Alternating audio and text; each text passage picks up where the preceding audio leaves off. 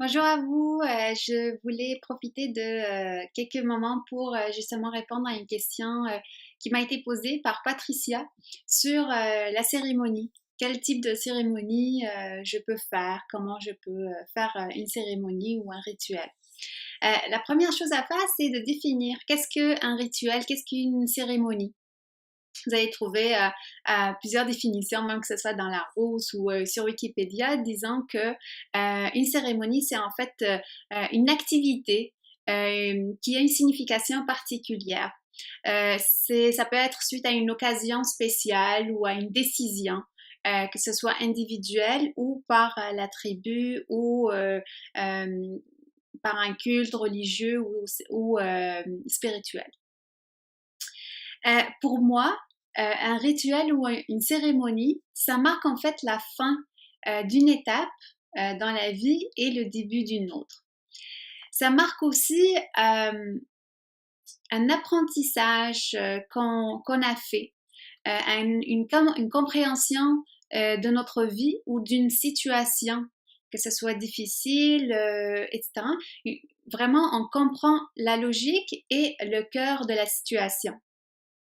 Ça peut être le décès de quelqu'un qui est proche, ça peut être une séparation, ça peut être une décision qu'on a prise par rapport à un changement profond. Ça peut être par rapport à le pardon. On pardonne à quelqu'un qui a joué vraiment un grand rôle dans notre vie, mais c'est ça, voilà, il y avait beaucoup de choses qui nous ont blessés, par exemple. Donc voilà, voilà, c'est comme la fin. Voilà, j'ai compris la leçon, je suis prêt ou prête à passer à autre chose, tout en comprenant la leçon que je viens de vivre. Là, je l'ai compris, je l'ai saisi, ça fait partie de moi. Là, je continue, j'avance dans ma vie. C'est aussi, il y a beaucoup de cultures qui utilisent un rite de passage ou une cérémonie. Euh, Ça marque aussi comme un début de nouveaux cycles, hein. On a parlé de beaucoup de cycles ces derniers mois. Ça peut être à travers des gestes, ça peut être à travers une prière, ça peut être à travers une cérémonie rituelle, c'est-à-dire étape A, B, C, D. Moi, comment je vois la chose, euh, il y a certains principes pour faire un rituel, une cérémonie. La première chose, c'est d'avoir une intention. Pourquoi je fais cette cérémonie? C'est quoi mon but? C'est quoi mon objectif? Avec quoi je vais sortir de cette cérémonie-là? Deuxième chose, c'est d'avoir un espace sacré, un espace privé, un espace où je vais être seule dans ce moment-là ou avec des personnes choisies. Ça peut être, admettons, dans mon bureau de travail, ça peut être dans un parc, devant une rivière, devant l'eau, mais c'est vraiment un espace où on va vraiment être dans le moment présent et dans un espace d'attention, de conscience plus spirituelle, plus élevée.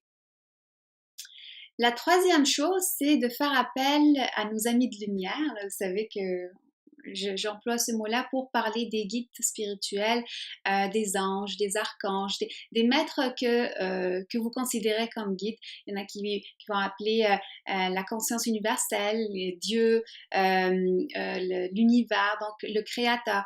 Trouvez vraiment en quoi vous croyez et faites appel à lui ou à eux pour qu'ils puissent vous aider à travers cette cérémonie ou ce rituel. Euh, on n'a pas besoin, selon ma vision en moi, que le rituel ou la cérémonie soit très compliquée, qu'il y ait des objets, mais il y a certains qui aiment apporter un objet qui symbolise cette cérémonie-là. Ça peut être une bougie, ça peut être un objet comme du cristal ou un quartz ou des pierres que vous aimez. Bref, vous pouvez ajouter dans cette cérémonie-là des objets que vous aimez, qui symbolisent aussi ce que vous souhaitez faire. Par exemple, pour une séparation, ça peut être une lettre, donc une feuille, un stylo. Ça peut être des ciseaux. Ça peut être, vous allez trouver différentes choses que vous pouvez amener. Euh, Ensuite, vous pouvez, et ça c'est une règle que j'emploie aussi pour les rituels, je dis les choses à haute voix. C'est comme un commandement, c'est comme un décret que j'annonce. Par exemple, je souhaite sortir de cette situation-là, j'ai compris l'enseignement qui est de blablabla, bla, bla, bla, et je décide d'avancer dans ma vie. Donc, choisissez comme des formules que vous pouvez dire dans cette cérémonie-là, dans ce rituel. Ça peut être pour le pardon, le Ho'oponopono. Vous pouvez le trouver sur Internet. Mais dites-le à haute voix. C'est comme un décret, c'est comme une annonce que vous donnez à l'univers et ça vous reviendra. Des fois, c'est magique comment ça revient. Ça, j'en parle pas, je vous laisse essayer. On en parlera après. L'autre chose aussi que vous pouvez faire, c'est après la cérémonie, donc on a parlé du début, milieu, la fin, c'est de mettre tout ça comme dans une bulle de lumière et de l'envoyer à l'univers, l'envoyer à Dieu, l'envoyer avec les êtres magiques, les anges et les archanges. Euh, se détacher complètement de ce que vous venez de faire. On n'en parle pas, on ne revit plus la situation, on fait confiance, on a la foi que ça va se régler, que c'est fini. Donc, on n'a pas toujours besoin de revenir sur la situation, sur ce que nous venons de faire. Gardez cet espace-là, gardez cette atmosphère-là du sacré. Sacré et du secret. Donc voilà pour faire un résumé pratique sur comment faire un rituel, une cérémonie.